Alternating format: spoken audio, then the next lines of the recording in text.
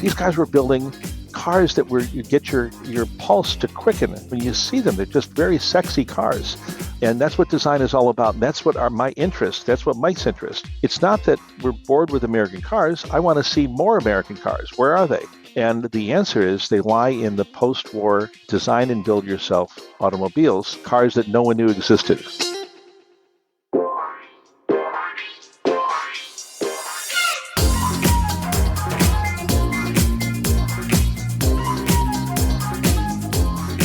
Hi, everybody.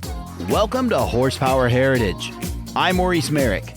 Thanks for joining me for a special bonus episode of the show this week. And since it's Friday and you've been working so hard, I'll tell you what, why don't you take the rest of the week off, maybe kick up your heels and pour yourself a frosty beverage and settle in, because I got a pretty interesting story for you about some very obscure cars. We're dialing the Wayback Machine to the 1950s, when the miracle material of fiberglass allowed a small group of dreamers to turn their ideas into reality and build sexy sports car bodies for sale to the public. They had names like Victress, LaDawri, Glass Par, and Lancer. Now, you know, it's always a little bit of a struggle to talk about any car on the show because inevitably, unless it's something really familiar like a Corvette or a Model A Ford, you might not be able to visualize exactly what we're discussing. So today I'm going to say about 99% of you will not know these cars, maybe about 99.9% in fact. And 7 decades on, my guests today have made these cars their stock in trade. Geoff Hacker is one of the founders of Undiscovered Classics, which is the world's most comprehensive digital archive for these fantastical fiberglass rides. And Mike Puma is Geoff's right-hand man. Together, they research, catalog, and seek out the exotic and extraordinary coupes and roadsters of a time long past. And on March 5th, they'll be assembling some of the cream of the crop at the Amelia Island Concours d'Elegance in a special class called Fiberglass Dreams. Now, these cars are rarely shown in public, and chances are you've never seen one, but they represent a particularly optimistic period in automotive history after World War II, when the sports car craze exploded and a regular guy like you and me could order a swoopy, sporting body from an advertisement in the back of a magazine and then put in some nights and weekends in the garage with a donor chassis and drivetrain and build something really unique. Now, for this episode, it's going to be really helpful to see what we're talking about here. So if you go to horsepowerheritage.com and click on the section of the website called Exhaust Notes, there's a photo gallery of these cars there to show you what we're talking about. It'll be a good point of reference for you. And if you want to take a really deep dive, visit their website at undiscoveredclassics.com and check that out and prepare to go straight down the rabbit hole. From racy to ridiculous, it's all there. And by the way, some of these cars and fiberglass bodies are still out there in the world, sitting in dusty garages, waiting undisturbed for decades for their day of resurrection, and you might be able to find one. It's automotive archaeology. My guests are Geoff Hacker and Mike Puma from Undiscovered Classics, and that's coming up right after this. Hi guys, Maurice Merrick here, and I want to tell you what's new at Model Citizen Diecast. First, there's the 1971 Mario Andretti Ferrari 312 B2. It's a Formula One car in 1/43rd scale, and it's perfect for that shelf in your office. Or how about a pair of 1966 Porsche 906s, both from the Targa Florio and in different liveries, also in 1/43rd scale. And you can see these and many more special cars at modelcitizendiecast.com. Use the promo code HERITAGE at checkout for 10% off your order. Limitations apply. From race cars to street cars and everything in between, it's Model Citizen Diecast. Because your inner child still wants to play with cars.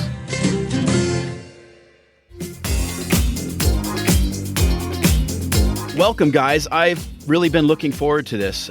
We're going to be talking about some stuff today that I haven't really touched on much on the show before. You know, I had Kevin Callahan on the show from Devon Sports Cars, but in terms of amazing low production fiberglass American sports cars, I mean, we're really going to get in deep today, I think. So welcome. Thank you. It's great to be here. Mike, you around there? Yep. Happy to be here too. Thanks a lot.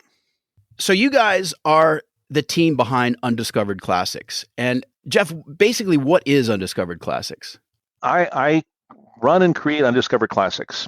And I don't know, I'm 60 now, and I've always liked the unusual, what's on the periphery. So Undiscovered Classics, different ways to describe it, is all about appreciating and celebrating, in this case, the hand-built efforts, what people created across the country in cars. And we actually have some cars that go back to the 1930s, and I've got some cars made in the 1980s. But the sweet spot is when that really happened in America, which was in the post-war years of building your own sports car. Building your own sports car also meant designing your own sports car for the most part. You know, it's interesting. Fiberglass wasn't really an industrial material until the late 30s, really. So in my research, Owens Corning developed the production method for glass fiber, and then DuPont came in and they developed the resins to bond everything. And then, of course, the war allowed them to explore different industrial applications for it. And then, of course, after the war, it found a lot of civilian applications.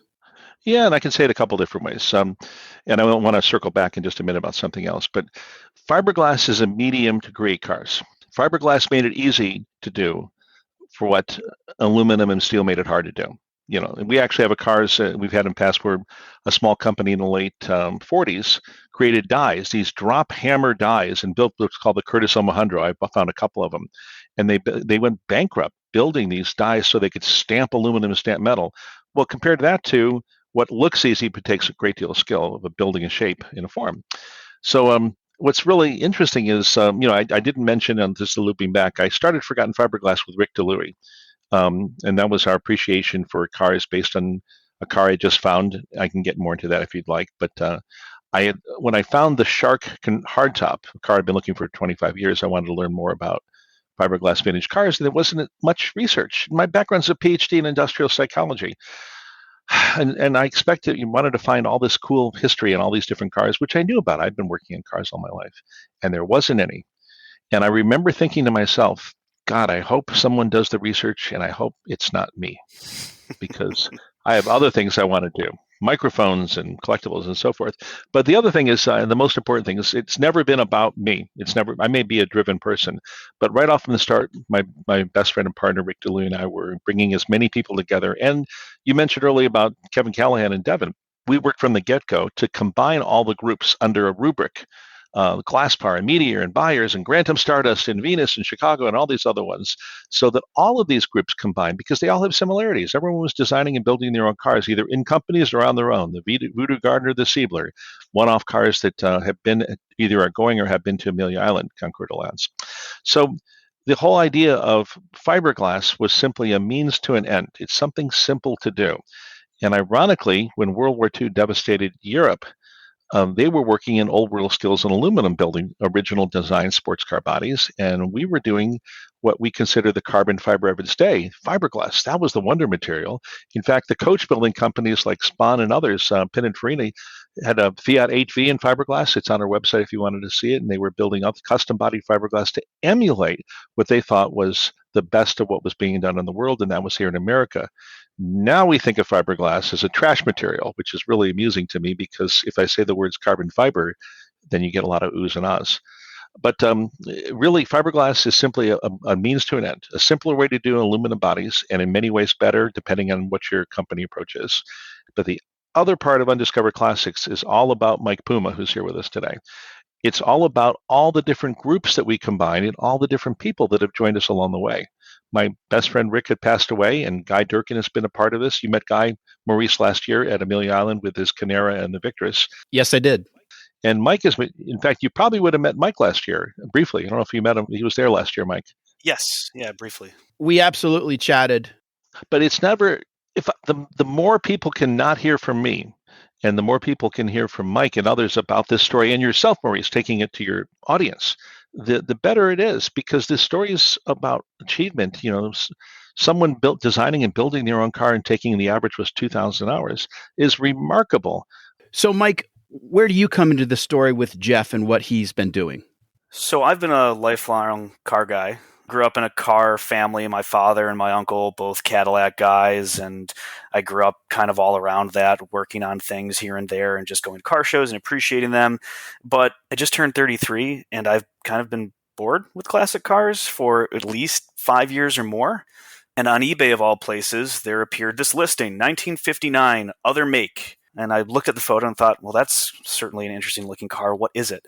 And then the description was about 2 sentences long. 1959 LaDawri Conquest, prototype GE, experimental electric car. And I was like, okay, I've been a car guy forever. What the heck is a LaDawri?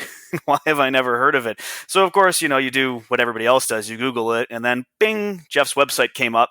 And it was like a massive deep dive into a rabbit hole of kind of what I've been looking for the missing link in the story of classic cars in America, and this really interesting niche within a niche of the hobby.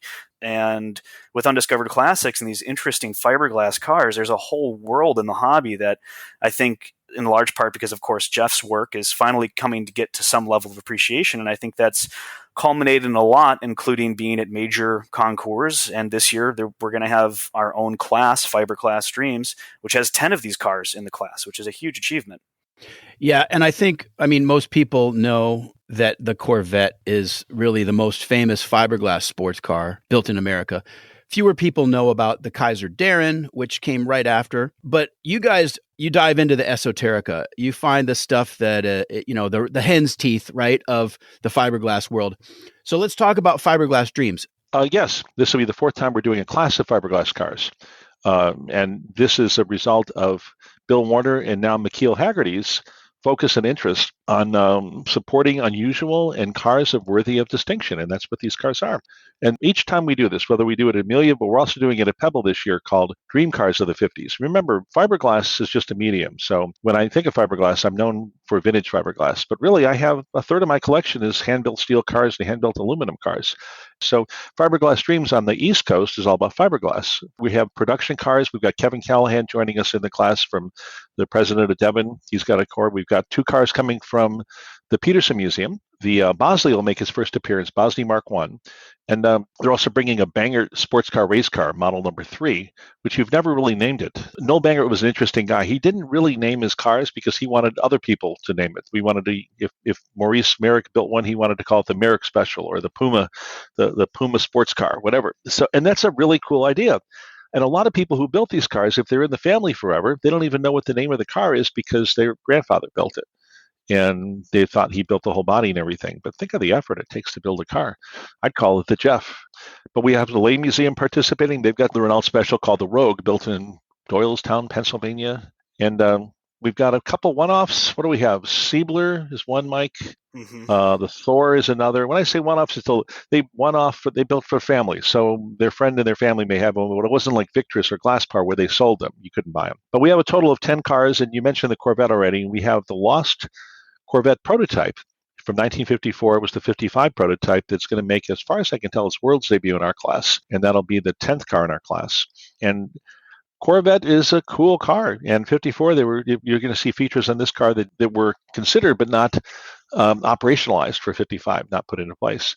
But Harley Earl and General Motors hired the first 2 fiberglass guys as consultants. I've got pictures of Bill Tritt at General Motors working with him, and the Tritt family. The sons are still with us, and their father was going to Detroit to help him understand high production fiberglass from their standpoint, maybe a few bodies a week. And I've got newsreel from the 50s showing probably 20 bodies being made at a time over at Glasspar. And then Eric Irwin from the Lancer. Eric was also asked to come in. He never did, but we've got all the notes and everything about Harley Earl joining in because, remember, fiberglass cars in 1951, 52, carbon fiber of its day. People would drive to see a carbon fiber now, and they did back then. It was that people would go to see a fiberglass car in a show if there was one. God, in 1951, there were 4 fiberglass sports cars. 52, there were about 20. I think by the time the Corvette came out in 53, I've counted through 50 different companies. You could buy American sports cars, steel, aluminum, and fiberglass. I've had 35 of them. And the Corvette, by the time it became available in the fall of 53, there are already 50 sports cars on the market.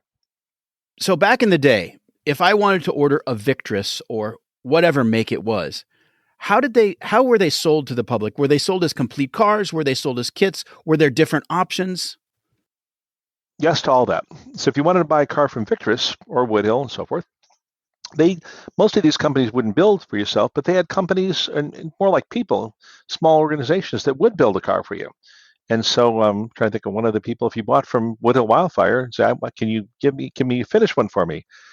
Absolutely. But we're going to do it through here's the people you can choose from to build your car. Because there were people who wanted to build cars, make money, and then get them to the people who are buying them. But let's say if you're gonna build it yourself, you had a choice. You could make a frame yourself from scratch. Something were done. You could hire a company like Woodhill would actually build frames for people. I found a few cars, Mike, with Woodhill frames that had nothing to do with Woodhill. You could modify a Ford chassis, like they'd show you how in different kind of diagrams. You could buy a Curtis chassis or a Mameco chassis or a Chattanooga boiler tank chassis or a Sierra chassis. Some of those are new, Mike. Or a triplex chassis. They're all built for these cars, 100-inch wheelbase. They were all building this to they were building all this infrastructure because people were going to be designing and building their own cars. But by the late 50s, that kind of changed because now more and more sports cars, even Corvettes and Ferraris and other cars, were becoming available in the used market.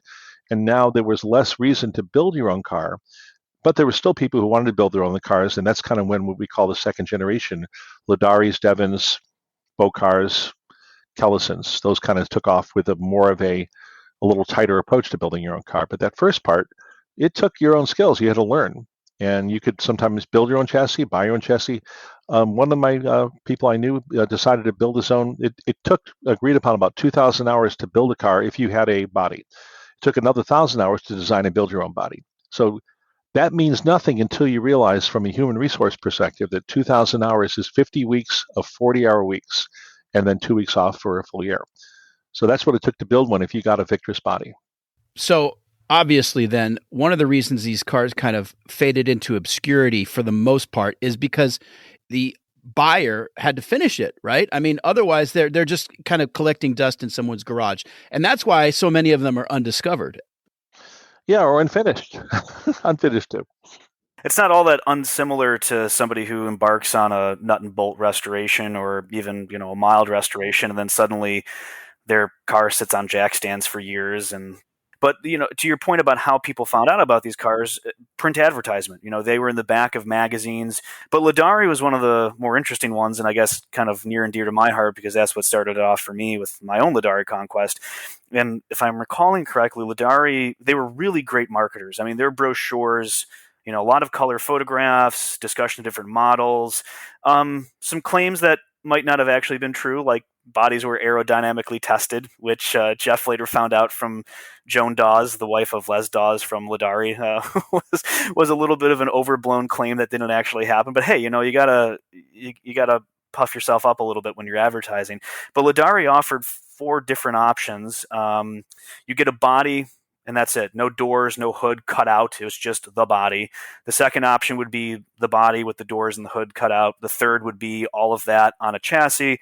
And the fourth would be a fully complete running, driving car, totally built. And as far as I think Geoff has figured out that nobody availed themselves of option 4, there were no quote unquote production LaDawris. But I think that's not the case with Woodhill Wildfire, right? There were 10 factory cars built? No, probably just a very few.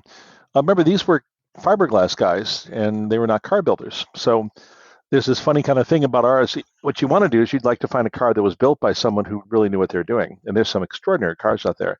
Guaranteed, the companies, and they'll be the first to tell you. I asked Bill Tritt from Glassbury, made 100 bodies. How many cars you build? None. Well, that wasn't really true. I had to kind of walk him through. He had companies that would build them for him that were factory cars, and that's not anything different than Europe and coach building and so forth. So he had preferred vendors who built the cars for him that would also build cars for other people. But these companies were not suited to build their own cars. They were suited to build fiberglass bodies. And that requires kind of a very special buyer, right? Because the guy who in the mid-50s subscribed to Popular Mechanics and Motor Trend, his approach to the hobby was all about building versus a guy who was just interested in sports cars and would maybe buy a Porsche 356 or an MG. And I mean, all things being equal, if I was alive in the era with the mentality and personality I have now, I absolutely would have mailed away for probably multiples of these and unlikely would have finished any of them. I'm much better at finishing projects now and prioritizing and giving focus to, but build your own dream car, have a sports car, go racing. It's like, wow, yeah, who doesn't want to do that? Where can I send my money for my brochure and send me a body back? And then it would show up and I'd go, oh boy, I underestimated how much this is going to take. So you guys both mentioned Bill Tritt and Eric Irwin. Most people aren't going to be familiar with those names. So can you give us a little bit of background on those guys? Yeah, Bill Tritt, a lot of the fiberglass cars came out of people who were specializing in boats, and Bill Tritt was one of them. He was actually the first one, at least the first best known. We find an oddball thing done before him. But in 1951, 2 fiberglass cars were finished in May and June of that year, one by Bill Tritt and one by Eric Irwin. And both of them were boat builders. They were neighbors. I actually got a 1948 or 49 aerial shot of Industrial Way, Costa Mesa. This is all boat country, where boats were being built. Foundries were on the same street, and these 2 guys were friends. One, I'm sure, influenced the other. Probably Eric Irwin saw what was happening with Bill Tritt because Eric was a much smaller business, more his own stuff and some things for customers. So Tritt was well known and had a successful boat company in 51, and his background was in that kind of engineering, that kind of design, meticulous. In fact, the glass bar bodies, you'll never find a bad one. They're just beautifully laid out in fiberglass, even trimmed out in aluminum, both for supporting the hood and the doors. Just a wonderfully built car. And many of the others are built nicely too, but not at that same level. So it's built at a boat level when you built working a glass bar. And value is reflected. If you go to Haggerty Value Guide today, you'll see things have been changing, but last time I checked, it was on the $120 or $130 or $30,000 number 1 condition concours class. So, and the same thing for Wildfires, which was a car that he designed later on. Eric Irwin, boat industry, another kind of independent spirit, but not as business oriented. But Eric's car is actually the very first famous fiberglass car, sports car in America, by a few months. In November '51, he had an article in Motor Trend all about how to build your own fiberglass car. He came out with the first fiberglass book on how to build a car with pictures and so forth, and then did several other books for the next few years. He built a total of 6 cars and about 6 more bodies, from his notes indicate. So those are the 2 that kicked it off. Their 2 cars, respectively, were shown in the November 1951 Peterson Motorama at the Pan Pacific Auditorium. And that Motorama is often confused with the other Motorama by General Motors, also held in the Pan Pacific Auditorium. And that sweet spot for American car shows, like 48 to 55, they were spectacular events. And after that, they became more common, and people still show, but nothing like those early years. And that's where our cars lay on top of this extraordinary events that were about 7 enormous shows in the country. At some point, Maurice, we want to do something on those spectacular shows because they were amazing kinds of events. We never talk about them anymore, but about 7 years from post-war years. Hey guys, I'm curious about drivetrain and chassis on these cars. Did they follow a convention or were they kind of wildly different under the skin? All these sports cars, almost all of them, 80% of them, are 100-inch wheelbase. Corvette back in the day was just over 100 or just under 100. And that's, I think the ideal sports car people want to say is 94-inch, more like a Cobra. But American cars, 100-inch wheelbase, bigger, wider, American track, big cars. All of our cars are about the size of a Corvette. The first glass bar was built on a Willys chassis pre-war. You'll sometimes hear people talking that the glass bar was built on a Jeep chassis. No, not really. Poor research and poor more. It was built on a Willys pre-war, like a 41 or 42. Or the gasser community loves those early Willys chassis, and you'll see gassers or they love the cars because they're that kind of smaller size, the size of a Corvette. And you could do that. We've got a couple Willys chassis and a couple glass bars that were built on them. Hard to find though, not a prominent car, and 4 longitudinal springs. So, I don't know. That's a lot of bouncing. They've got better. They had independent front suspension back then as well. So most of them started out in the early 50s as being modified Ford chassis.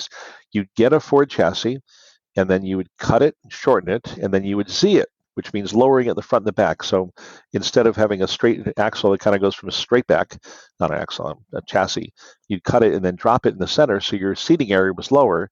and the car could be lower. And in fact, Mike recently came across some articles by Hellings, which was the Victress vendor for a while, showing exactly where to cut and how to put fish plates or gusseting plates to strengthen it. And that's a lot of work, though, isn't it? Particularly when you don't have 18-volt Milwaukee Sawzalls handy. I asked a lot of these guys, how did you build the chassis? I just asked, tell me. He said, well, took a long time, but the first week we got the hacksaw out. We started cutting what do you mean hacksaw? That's all we had, hacksaws, time and time and time again. Be interesting to see what kind of tools they had, because they didn't have craftsman tools. They had big heavy duty tools. And the welding back then, if you don't understand how welding was done, stick welding, you tend to think of it as amateurish, but that's what they were doing. They didn't have nice MIG welders. They could do roll of dimes kind of welds. And so if you restore a car beautifully and you do all these things, it's not going to be period correct, which is fine, but we've kept a few cars with all their original welds in it to show people. You saw the white car last year, Maurice, at Amelia. We kept all the welds in place because it was all done by the technical editor of Motor Trend, but it looks like it was done by my cousin. And Geoff, I want to pick up on a couple of those points quickly before I forget. So let me start with the lost Motor Trend Victress, guys, Victress. One of the things that I thought was really interesting, because last year's Amelia was the first one I attended, and I'm very much looking forward to the next one in a couple of weeks. But the discussion around some of the higher end cars on the show field and kind of the over restored multiple restorations that some of these high dollar cars have gone through, and talking about, say, Ferrari, for example, where you might have on one side or the other, the doors are different lengths, or they had those kind of bubblegum welds originally, and they've been so over-restored that they've been made beautiful, but they're not necessarily how they would have been previously. So I think it's really interesting for some of these more special, high-profile cars that are in the collection or that continue to be found here for Undiscovered Classics, kind of maintain that standpoint. I think it's a really nice nod to the history of the car, and it doesn't try to gussy it up for anything that it wasn't. And one of the things that I kind of jokingly talk about when I explain how these cars came to be to some of my friends or some of the other folks I have in the car hobby here that I'm trying to become converts to build their own, I kind of call them reverse resto mods, where now you go get a modern platform and you drop an old body on it. Then you got an old platform and you dropped a new body on it, because that's really all they had available to them in the era. So that continuation of kind of the hot rodding theme of work with what you've got and fast is fast, I think has been kind of pervasive through the entirety of this corner of the hobby as well. And well, that brings up the question of how do you judge these cars, right? Because if it's a Bloomington Gold Corvette, there's a standard there, right? We know that. If it's a Duesenberg, there's a standard, and the list goes on and on. But as you say, a lot of these cars were one-offs. Production methods may have changed. So in terms of judging at a Concours event, is there a standard for these cars? It's very hard for people, judges, to take their skill and years of experience, which could apply to the next set of cars, and then look at the wide variety of cars. Here's one hand-built by Maurice. Here's another one built by a company owned by Mike. And then if they're restored properly, they're whole different construction techniques. One was extremely famous. One was really not. One's making its world debut. Judging is difficult, and I concentrate on telling people that for 60 years we've successfully ignored these cars in the classic cars, and we win if we attend, which we do regularly. And it's the trophies and recognition that I tend to like are what are called corporate awards, where it's much harder because the corporate award we've won before. I've got some here. Most elegant sports car. You're judged against every car in the field, not the ones in your class. So Concours expect the best of the best, as well as unusual and rare examples. And we fall in that second grouping, which to me, we're judging is how do you judge two cars that are completely different? And it's not easy. So I'm there as always a resource or reference for people. We can talk about what things have been restored, over restored, and so forth. But the challenge for us at Undiscovered Classics in 2023 is getting the recognition for the cars so people have a chance to see for the first time the Thor, which will be at Amelia this year. Never been seen in 60 years. The Siebler, first time in 60 years it'll be seen. Those kinds of things. Interesting. Hey, by the way, I would love to talk more about the Victress cars. To my eye, they represent one of the most refined iterations of this class. So there's the 1955 Victress C2, and then the 58 C3, amazing sports coupes. Yeah, the Victresses are really, really interesting. I mean, as far as it's kind of like showing somebody your taste in music for the first time. You got to really make sure that you're either doing one of two things, curating it for what they know, or trying to do it broadly enough that they don't run away screaming saying, "Oh my God, you've got horrible taste." So when you're trying to show somebody these cars from this corner of the hobby, Victress is way up on the list for what I'm trying to show to people, whether it be the S1, which is what was at the Amelia last year, or the C2, C3 coupes, which is what we're going to have here this year. They're just really beautiful cars, and the DNA from where the C2 and C3 come from are really interesting. One of the things I'm looking forward to the most this year at Amelia is that we'll have Merrill Powell there on the show field, the man behind the design of the Victress C2 and C3 and co-founder of Victress. So Victress was started by Doc Boy Smith with Hugh Jorgensen as one of the designers, and he was behind the S1, S1A, and S5, which was heavily influenced by the Bugafalte. That's a hard car to say. The 1939 BMW Bugafalte Mille Miglia Roadster. They made three by touring, they made three different ones, and that's what the design was taken for the S1. And the goal was to out-jag the Jag. And in my opinion, they did a great job doing it. So one of the cars that most people will intrinsically say is beautiful and timeless is the Allied Swallow. And in part, it's because it's effectively a copy of the Cisitalia. And the way that car came to be was that Bob Peterson had purchased one for his collection.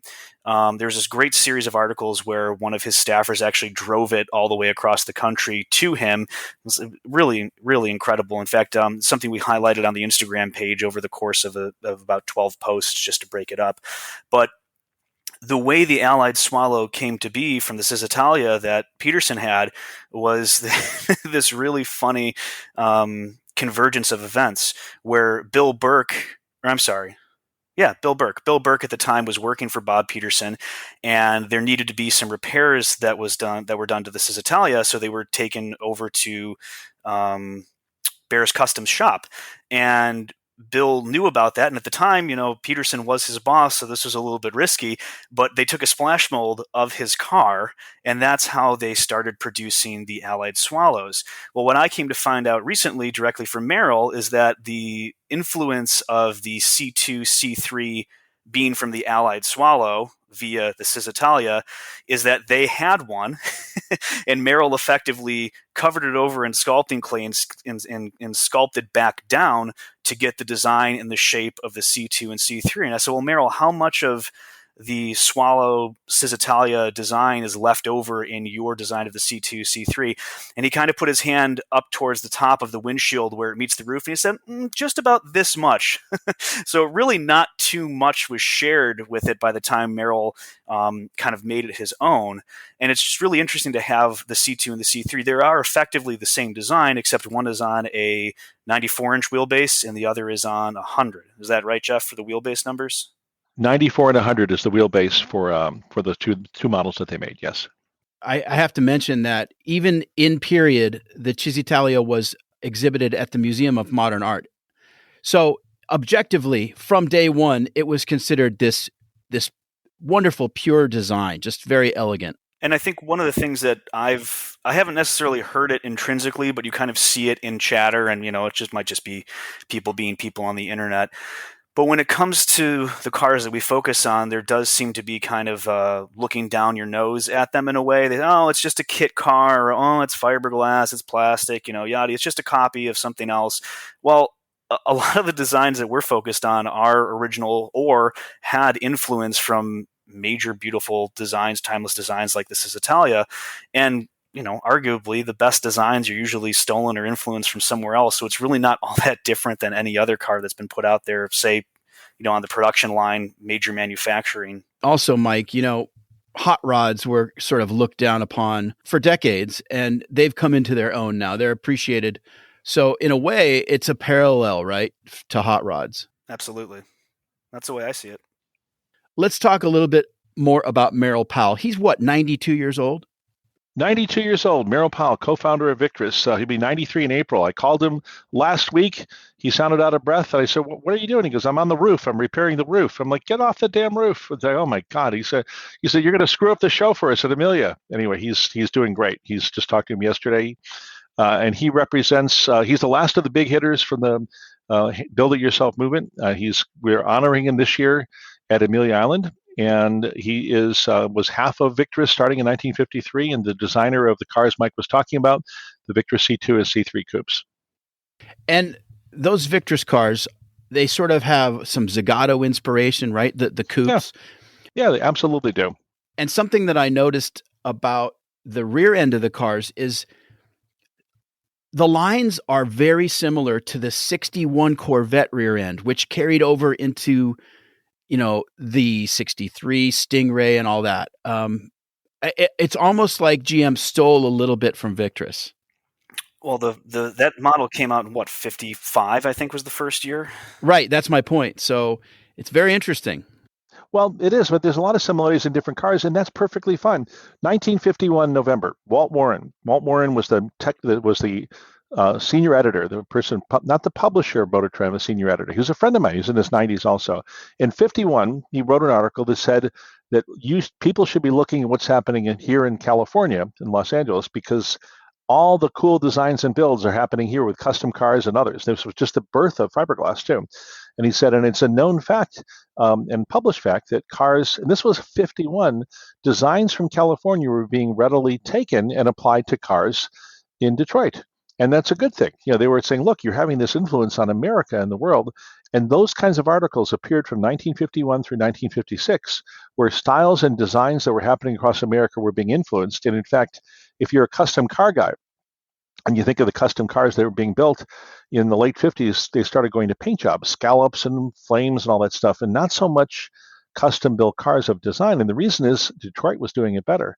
Show me a better car in 1958 than the Edsel in terms of custom cars with separate bumpers and a strange grille and a speedometer that looks like a flying saucer inside. That's the best damn custom car built in America in 58.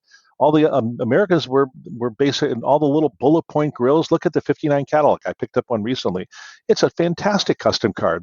Detroit, for a period of time, stole all the custom cars being built across America and did a better job at it. And then in the early 60s, went back to creating square boxes like they did in the early 50s. So anyway, they were watching, to your point, they were watching and they were using, and people were applauding the designs that were being shown in America. Across America, something else was happening. If you look at fiberglass cars and original designs, the closer they got to Detroit, the more Detroit they began looking.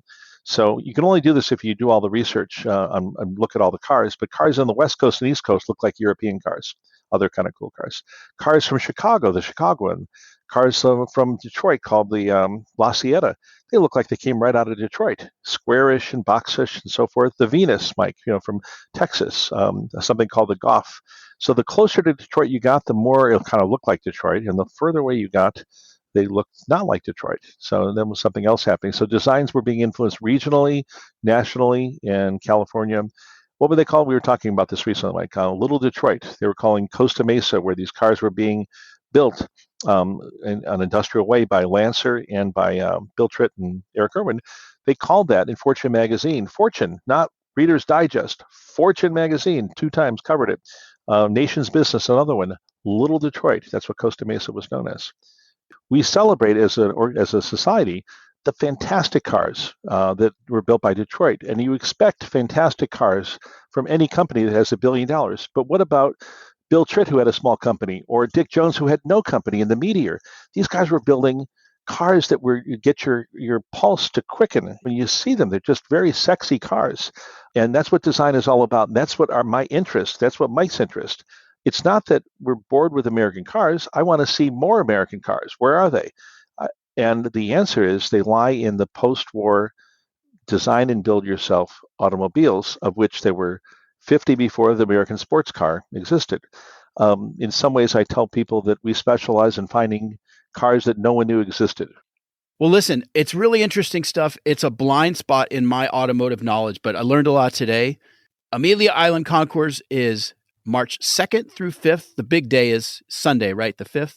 So I encourage people to visit the website, undiscoveredclassics.com. Of course, I'll have links in the show notes and an article up on horsepowerheritage.com. We'll have a gallery of some of these cars so that people can see the amazing shapes we're talking about. Geoff Hacker, Mike Puma, thanks for joining me today. Thanks so much for having us. That's all for this episode of Horsepower Heritage. Don't forget to follow, rate, and review the show. Super important, and it really helps. I will see you back here on Wednesday, March 8th for a story about the early days of Bentley motor cars. It's a fantastic tale of war and peace, innovation and uncertainty, and ultimately racing in the dark to victory. So until then, I'm Maurice Merrick. Thanks for listening.